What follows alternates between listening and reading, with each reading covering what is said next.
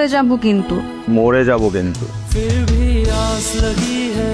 শাকিব খানের নতুন সিনেমায় এবার যুক্ত হতে যাচ্ছেন বাংলাদেশের নাম্বার 1 টিকটকার অমি, এবং এই টিকটকার অমিকে দেখা যাবে শাকিব খানের বিপরীতে নায়িকা হিসেবে। হ্যাঁ, আর এই ঘটনাটি পুরোপুরি সত্য, যা শুনলে হয়তো আপনাদের মাথাটা ঘুরে যেতে পারে। চলতি বছরের কুরবানির ঈদে মুক্তি পেয়েছিল শাকিব খান অভিনীত তুফান সিনেমা, এবং এই তুফান সিনেমাতে শাকিব খানের বিপরীতে নায়িকা হিসেবে কাজ করার কথা ছিল এই অমির। রায়হান রাফি তাকে সিলেক্ট করেছিল, কিন্তু তুফান সিনেমাটা হবে হিট। কিন্তু নতুন নায়িকা দিয়ে এরকম একটি সিনেমা করালে হয়তো সিনেমাটি হিট পেত না। তাই পরিচালক রায়হান রাফি সিদ্ধান্ত নিয়েছিলেন কলকাতার নায়িকা মিমি চক্রবর্তীকে দিয়ে এই সিনেমাটি করাবেন। সবশেষে কলকাতার মিমি চক্রবর্তী ও বাংলাদেশের নাম্বার 1 সুপারস্টার শাকিব খানকে দিয়ে তুফান সিনেমাটি সম্পূর্ণ করে ফেলেন, এবং এই তুফান সিনেমাটি জনপ্রিয়তা লাভ করে ফেলেন। কিন্তু পরিচালক রায়হান রাফি অমিকে দেওয়া কথাটা রাখতে এবার শাকিব খানের নতুন সিনেমায় যুক্ত করতে যাচ্ছেন এই অমিকে।